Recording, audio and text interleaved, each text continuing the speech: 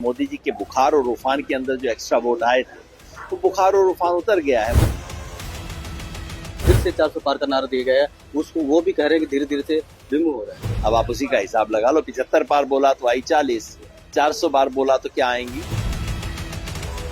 मैं तो ये देखता हूं कि बीजेपी को कितनी सीटें आ रही हैं, मेरी तो निगाह उस पर है। और मेरी आज की समझ ये है कि बीजेपी को 272 सीट नहीं आ रही है। और 10 साल राज करने के बाद ये नहीं कह रहे कि मेरी सरकार के काम पे वोट दे दो, कह रहे मंदिर के नाम पे वोट दे दो। 1 साल तक फिजिक्स पढ़ने के बाद जब आप कहें कि बेटा जरा परीक्षा दे दो और कहे कि मैं गाना सुना दूं, इसका मतलब है फिजिक्स नहीं पढ़ी उसने। हरियाणा की 10 लोकसभा सीटों के लिए 25 मई को मतदान होना है, जिसके लिए सभी तैयारियां पूरी कर ली है। राजनीतिक दल भी अपने प्रचार में तेजी लाई हुई है।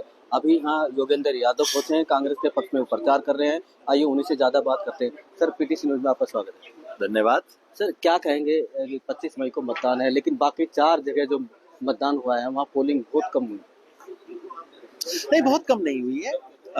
कुल मिला के 2-3% पिछली बार से वोटिंग कम हुई है। और हुआ ये है कि जो मोदी जी के बुखार और उफान के अंदर जो एक्स्ट्रा वोट आए थे वो बुखार और उफान उतर गया है, वोट कम हो गए हैं, नॉर्मल पे वापस आ गया, देश में नॉर्मल राजनीति वापस आ गई। फिर हरियाणा में एक बार पिछली बार जो 75 पार का नारा दिया गया था, लेकिन वो साकार नहीं कर पाई, लेकिन अब फिर से 400 पार का नारा दिया गया है, उसको वो भी कह रहे हैं कि धीरे धीरे से रिमूव हो रहा है। तो जैसी 75 पार हुई थी वैसे ही 400 पार होगी।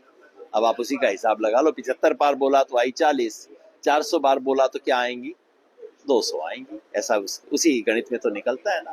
लेकिन ये तो सिर्फ लोगों की आंख में धूल झोंकने का मामला है। 400 पार दरअसल 400 बीसी का खेल था और पब्लिक ने पकड़ लिया है। और अब हकीकत है, चुनाव पलट रहा है और बीजेपी की हालत खराब हो गई है। आपने भी जैसे राहुल गांधी के साथ भारत जोड़ो यात्रा में शामिल है, वो दूसरी यात्रा थी न्याय जोड़ो यात्रा, उसमें भी शामिल रहे। क्या किस तरह का रिस्पॉन्स मिला है और क्या मानते हैं आप, कितनी सीटें कांग्रेस के पक्ष में आ सकती है इंडिया अलायंस के?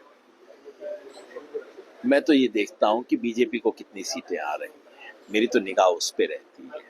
क्योंकि दावा बीजेपी नहीं किया है, कि दूसरे किसी ने तो दावा किया नहीं है। और मेरी आज की समझ ये है कि बीजेपी को 272 सीट नहीं आ रही है। मैं तेलंगाना, छत्तीसगढ़, कर्नाटका, राजस्थान, पंजाब, उत्तर प्रदेश और बिहार में तो पर्सनली घूम के आया और मैं भरोसे के साथ कह रहा हूँ, उनको 272 सीट नहीं आ रही है। 400 पार छोड़ो तो 300 नहीं छू रहे। विपक्ष ये भी मानता है, जिस तरह से मोदी जी कहे थे 75 की उम्र हो जाने के बाद जैसे राजनीति संन्यास ले लेंगे भाजपा के लोग, वो उस तरह से 75 की उम्र नजदीक आ रही है नरेंद्र मोदी की भी। क्या नरेंद्र मोदी जी के नाम पर जो वोट मांगे जा रहा है, अमित शाह के नाम पर मांगे जा रहे हैं, अमित शाह के लिए मांगे जा रहे हैं? ये बीजेपी के अंदरूनी खेल है। मैं नहीं समझता कि इस देश की जनता ये स्वीकार कर लेगी कि मोदी जी किसी अमित शाह को कल को नेता बना दें देश का। इस देश की जनता तो इसे स्वीकार करने वाली नहीं है, इसीलिए उनको भाग दौड़ के इससे इनकार करना पड़ा है। लेकिन लंबा समय लगा, 2015 के बाद घोषणा करने के बाद आपके एम्स का शिलान्यास किया गया, लेकिन अभी इसमें कितना समय लगेगा? क्योंकि 8 साल बाद शिलान्यास पत्थर रखने में समय लगा, तो अब इसके बनने में आप क्या मानते हैं? आपने खुद ही कहानी बता दी है। यही मोदी जी की गारंटी है कि घोषणा कर दो। ये तो घोषणा वीर है, घोषणा कर दो। घोषणा के बाद क्या होता है क्या नहीं होता अपने को क्या फर्क पड़ता है। फीता कट गया, फोटो खिंच गई। तो घोषणा वीर है, फोटो वीर है, फीता वीर है, बाकी इन चीजों से इनको कोई मतलब नहीं है। जो एम्स मणिठी में एम्स के सवाल पे हुआ, वो दरअसल दक्षिण हरियाणा के साथ एक बहुत भद्दा मजाक था। और मैं समझता हूँ कि वैसा भद्दा मजाक एक बार दोबारा ना हो, ये सुनिश्चित करने की हमें व्यवस्था करनी होगी और मणिठी का सच बताना चाहिए। अभी तो कोई एम्स बनने के लक्षण दिखाई दे नहीं रहे। एक आहिर रेजिमेंट की मांग उठी और वो अभी तक साकार नहीं हुई। काफी संघर्ष किया, काफी धरना प्रदर्शन किया, आपने भी उसमें सहयोग किया, आवाज भी उठाई। क्या लगता है आपको? देखिए, सच ये है कि मैंने कहा था, मैंने तो सिर्फ कहा था कि भाई अहिर रेजिमेंट वगैरह तो बहुत दूर की बातें हैं। जो आज इस इलाके के बच्चों का रिक्रूटमेंट हो रहा है, कम से कम वो तो सुनिश्चित कर दो। हकीकत ये है कि नारे देते हैं अहिर रेजिमेंट के और उसके पीछे भाव ये है कि भाई इस इलाके के लोगों के लिए विशेष और बहुत अच्छी भर्ती हुआ करेगी, ये भाव है इसके पीछे। और हकीकत ये है कि यहाँ से, इस इलाके से पहले 1,500 नौजवान परमानेंट भर्ती में होते थे और अग्निवीर के बाद से सिर्फ 500 भर्ती हो रहे हैं, और वो भी कच्चे 4 साल की ठेके की नौकरी में।